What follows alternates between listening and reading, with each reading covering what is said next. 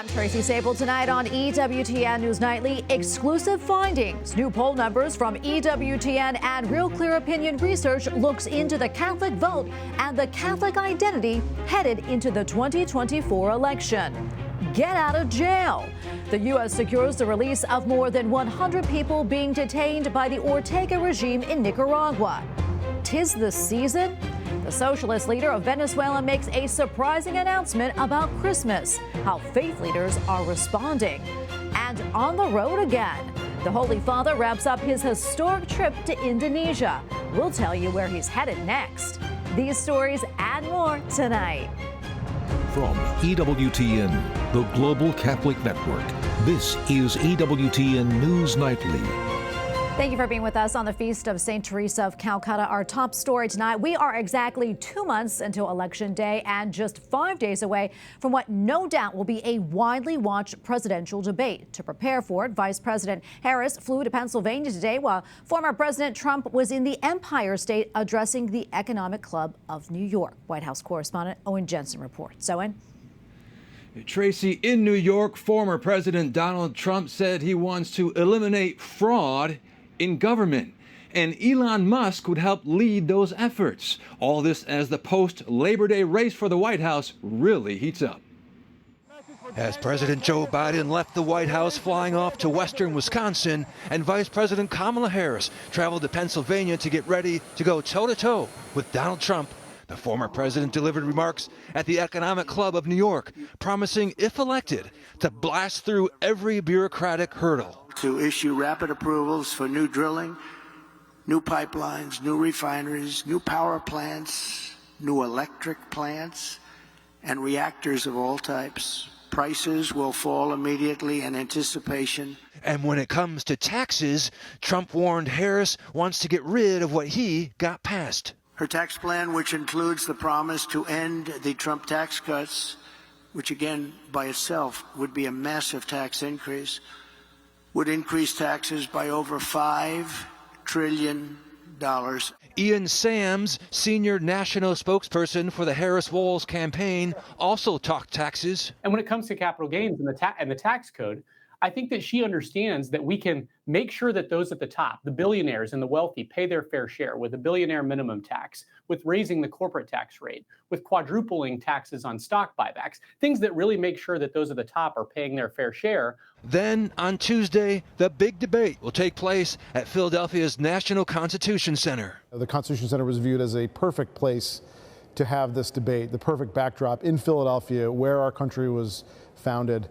And the rules? No live audience, no opening statements, no props, and microphones muted when their opponent is talking. Meanwhile, back in battleground Wisconsin, President Biden promoting his Investing in America agenda. The White House says he'll announce $7.3 billion for clean, affordable, reliable electricity for rural America, funded by his Inflation Reduction Act, adding, the investment announced today is the largest investment in rural electrification since the New Deal. Also tonight, Trump's attorneys were back in court in his federal election interference case, the first hearing in nearly a year, arguing over next steps in the case. And separately, Hunter Biden's federal tax case, now he wants to change his not guilty plea. This as jury selection was about to begin.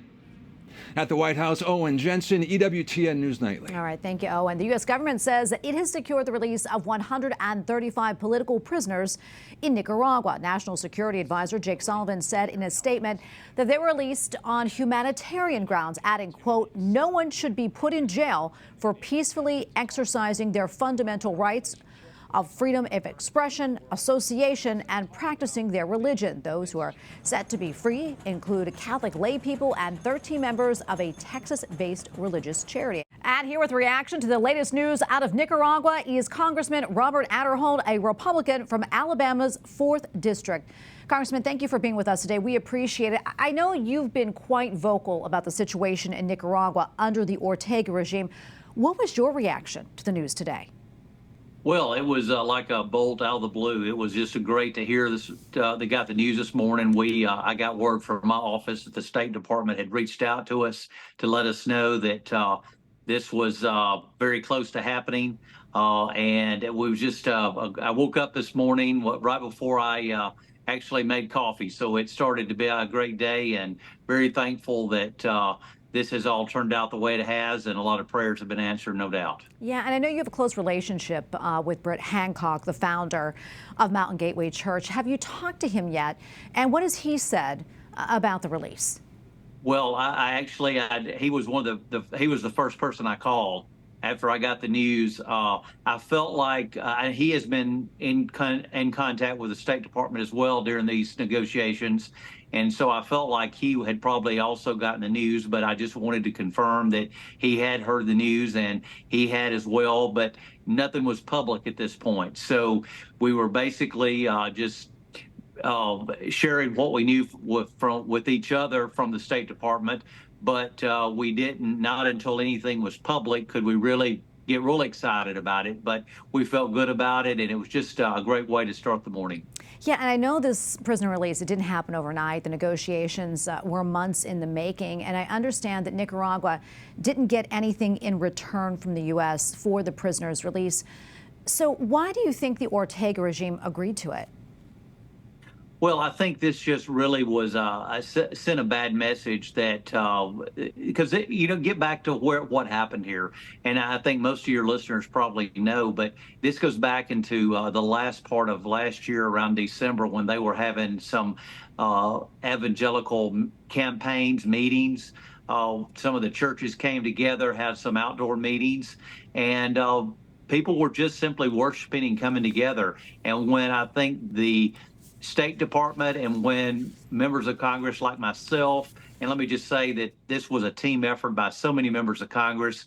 Barry Moore, who is my colleague down in the southern part of the state, he was very supportive of this. Our senators were very supportive of this. And we came together and just called attention to it. And I think it was an embarrassment to the Nicaraguan government. And I think when they saw what was happening and really the outrageous and egregious nature of putting people into prison simply because of them exercising their faith, I think they said we better, let these people go. They've not really done anything wrong. We don't have anything to charge them with. And so we saw the results, what we saw today. Yeah, almost out of time, but I do want to mention this, that some Catholic lay people, as you mentioned, were also released today, but other clergy do remain detained or exiled. Congressman, what more do you think the U.S. should be doing in this instance? Well, we just got, my understanding, these particular prisoners that were being held, and again, it was more than just pastors, you're correct. And there was some Christians that were involved there as well, that they were held. And so they are being processed in Guatemala. And I think they're being all gathered there together. And then they will be, hopefully, the Americans or those that can be given aid here by the United States. But obviously, these were people. I had worked with Britt Hancock and his wife, as you mentioned earlier, and they have been on this from the very beginning. I met him at the National Prayer Breakfast, actually back in February, and this is how this all started between us. So it's actually truly an answered prayer, because it was at the prayer breakfast that he shared this information with me back in February. And here we are in September, and we're just thankful that our prayers were answered, and these men and women are going to be freed, and they're going to be reunited with their families. Absolutely. Congressman Aderhold of Alabama, thank you so much for coming on and talking to us. God bless you. Thank you. God bless. Venezuela's leader declares that the start of the Christmas season is moving to October 1st, and church leaders issued a quick response. Nicolas Maduro says that he made the move in, quote, homage and gratitude to the people in the South American country following his apparent victory in a hotly contested election in July. Earlier this week, the socialist government issued an arrest warrant for the opposition candidate. Supporters believe Edmundo Gonzalez won the election by a wide margin. Venezuela's Catholic bishops denounced the October 1st start to Christmas. They say that the Christian holy day, quote, should not be used for propaganda or particular political purposes. And now to Ukraine, where the country's parliament has approved the appointment of a new foreign minister. Andre Sabiha will step into the role, which was vacated earlier this week. The 49-year-old was a former ambassador to Turkey and served as a deputy under the previous foreign minister. It is part of a push from Ukrainian leader Volodymyr Zelensky to replace nearly a dozen top officials. And we have a lot more still to come here on EWTN News Nightly, including the numbers are in. New exclusive polling from EWTN and Real Clear Opinion Research on the Catholic identity and the 2024 election. And the federal agency in charge of disaster relief is running low on money. We have reaction from Capitol Hill.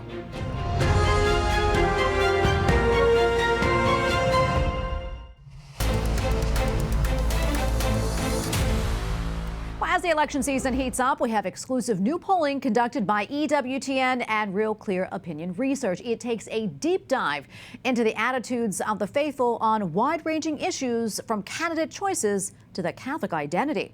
Some of the results found that among those who consider themselves Catholic, 43% attend Mass at least once a week and 52% believe in the real presence of the Eucharist. Other findings reveal that at least 16% of Catholics go to confession and 39% of Catholic voters say they generally accept most of the Church's teachings. EWTN's own Dr. Matthew Bunson had this to say about Mass attendance. Catholics attend Mass in many of the same ways that they have over the last years. One of our findings is that about a third of Catholics attend Mass at least once a week. When you factor in those Catholics who attend Mass on more than once a week or daily, that number moves up to about 43%. But then we have another third of Catholics who attend Mass pretty much a few times a year. So we're pretty much all over the map in terms of where Catholics are attending Mass. But significantly, we do have a pretty sizable number who go to Mass at least once a week. So that's a promising sign. All right, to help us take a deeper dive into the numbers, let's bring in Father Aquinas Gilbo, University Chaplain and Vice President of Ministry and Mission at the Catholic University of America, and Dan Salucci, the CEO of the Catholic Leadership Institute. Welcome to you both, gentlemen. Dan, I want to start with you and a look at what the EWTN Real Clear polling found when it came to Mass attendance. The survey found that adults 18 to 39 attended Mass more regularly than older generations. Your reaction to those findings, and do you feel that it is reflective overall of the Catholic population?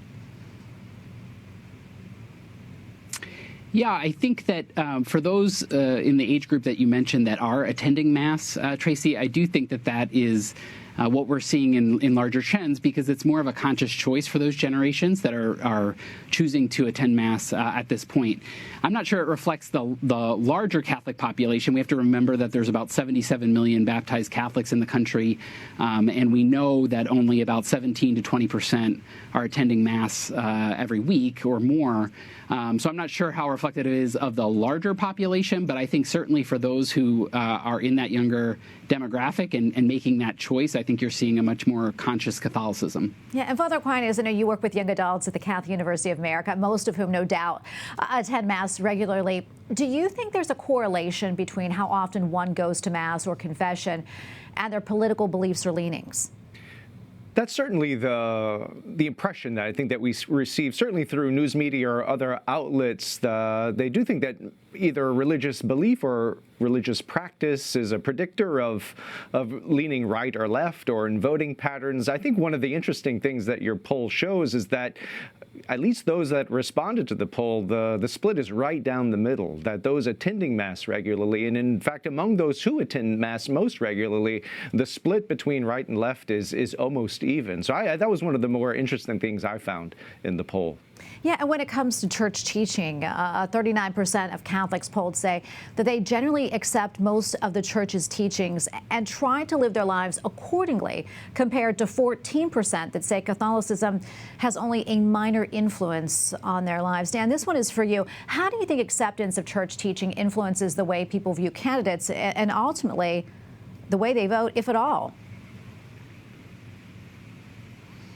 Yeah, I think to harken back to Father's point, I don't think we're seeing a big connection there, unfortunately.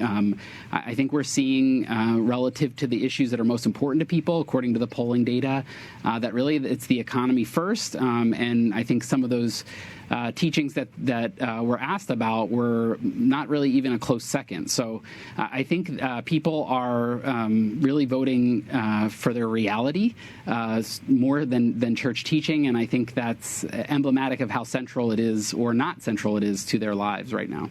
Yeah, with some other key findings that we found from this poll, about 52% of Catholics believe in the real presence, while 32% do not believe. Father Aquinas, your thoughts on that, and why do you think that a significant portion of Catholics don't believe in the real presence? Where's the disconnect here? Well, on the one hand, those numbers are better than we saw from the Gallup poll a few years ago, that poll that really shocked everyone, including the bishops, and lit a fire under them in terms of launching this Eucharistic revival that we're in, the fruit of which was the National Eucharistic Congress that we just celebrated this past summer. So on the one hand, the numbers can seem encouraging, but half of the Catholic population stating that they don't believe what the Lord himself reveals about the Eucharist or what the Church teaches, how she celebrates the mystery of the Eucharist. That's concerning. It shows that we priests and preachers have a lot more work to do. John 6, when the Bread of Life discourse, John the Evangelist ends that passage by saying that many people left the Lord that day, just that the teaching of the Eucharist is hard. So it is something that we have to continually preach, continually encourage belief in, and it's something that the faithful should pray for the grace every day to go deeper into the belief in the Eucharist, and also through their friendships and in their families, encourage and really encourage and support each other in belief in the real presence. Father Aquinas, I'm going to stay with you here for a moment. What advice would you give Catholics regarding the election, and what should we keep in mind as we head to the polls? I would say that every voter who walks into the booth is voting not only for their own personal interest, although that's obviously going to be on their minds, but the act of voting is a kind of mysterious thing where we're asked to state a selection or a preference, not just for ourselves but for the whole nation. We're really making a choice for the common good and the good of the nation as a whole, and that should be at the forefront of everyone's mind that they go into the poll. So it's not looking at what I need in my own house or in my own community, although those are very important. But what does the country need at this moment? What does the nation need at this moment? And then that's what should inform how it is that we pull the lever on Election Day. Dan, before we wrap up, I'm going to give you the final word. Your big takeaway from this polling?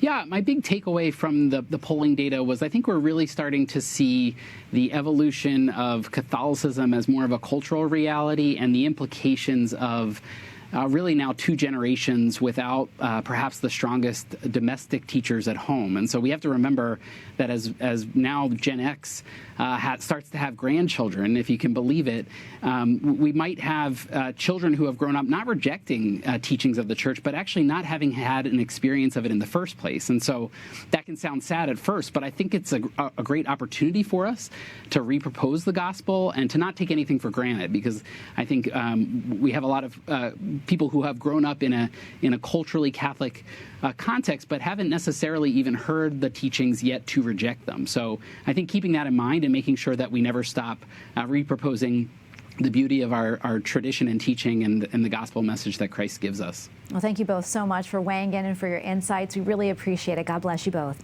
Thank you. Federal money for recovery from natural disasters is running low, and Congress must act soon when they return to Washington next week. The issue is front and center for those still recovering from the deadly wildfire in Hawaii last August. Capitol Hill correspondent Eric Rosales has more on that. Eric. Good evening, Tracy. You may recall that fire pretty much wiped out Lahaina, the capital of Maui, killing over 100 people and causing billions in property damage. Federal disaster aid from FEMA helps communities rebuild and provides temporary assistance like emergency housing. U.S. House lawmakers held a hearing in Lahaina to get an update on whether the $3 billion that FEMA has provided was spent efficiently. The United States needs to center affordable housing in its disaster response. I think this was a lesson from Katrina as well. I think what happened here is showing we are still struggling to understand how to provide housing in the wake of disasters. One thing FEMA does is provide temporary housing for up to 18 months, and time is running out for the more than 12,000 people who were displaced. FEMA's regional director says a quick solution is not on the horizon.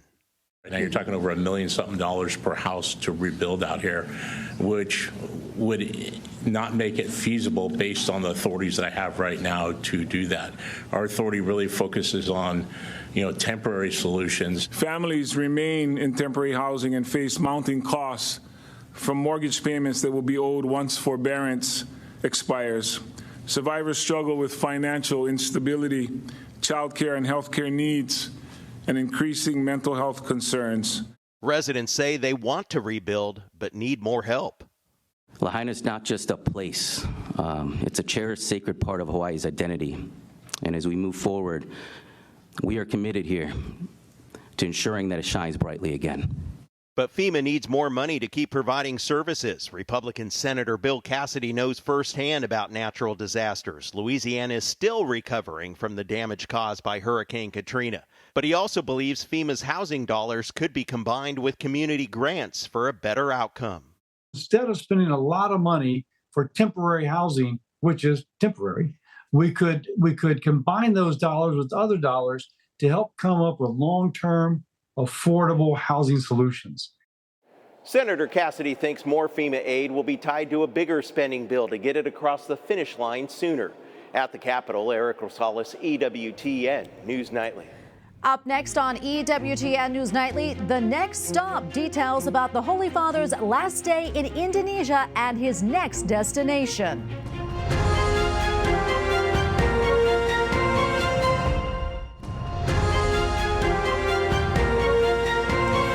Pope Francis's third and last day in Indonesia before departing for the second leg of his journey in Southeast Asia. Catholic news agency Rome correspondent Courtney Morez gives us a closer look at the Holy Father's eventful visit. Despite an overnight 13-hour flight and a packed schedule, the Pope has appeared full of energy during these first few days here in Jakarta. In his meeting with local Catholics at the cathedral yesterday, Pope Francis joked with the many religious sisters who came to greet him and encouraged them in their ministry, saying, "Let the many islands rejoice, bear witness to the joy of the resurrection." Interreligious dialogue has been an important theme of the first leg of the trip, as Indonesia is home to the largest Muslim population in the world. The country's roughly 242 million Muslims make up more than 12% of the global Muslim population. Today, Pope Francis visited the grounds of the largest mosque in Southeast Asia, where he signed a joint declaration condemning religious-based violence at an interfaith meeting with the Grand Imam of the mosque. The declaration, titled "Fostering Religious Harmony for the Sake of Humanity," calls for religious leaders to work together to promote human dignity, interreligious dialogue, and environmental protection. This afternoon, Pope Francis presided over a stadium mass in Jakarta. In the midst of the confusion and vanity of human words, there is need for the Word of God, the only true compass for our journey, which alone is capable of leading us back to the true meaning of life, amid so much woundedness and confusion. While Catholics are a small minority in the country, representing only 3% of the population, Indonesia is still home to more than 29 million Christians. Many of the local Catholics I've spoken to here in Indonesia have described their local church as vibrant, with packed churches on Sundays. One Catholic told me that he personally knows many Indonesians who have converted from Islam to Catholicism, including his own father. He told me that he uses the Muslim call to prayer as a daily reminder to pray the Angelus. Tomorrow, we will travel to Papua New Guinea, where Pope Francis will meet with local missionaries who serve the poor in some of the most remote parts of the country. After that, we will travel to East Timor and Singapore. In Jakarta, Courtney Morez, EWTN News. And we thank you for watching tonight. Remember, you can follow us on social media, Facebook, X, and Instagram at EWTN News Nightly. I'm Tracy Sabol. Good night and God bless.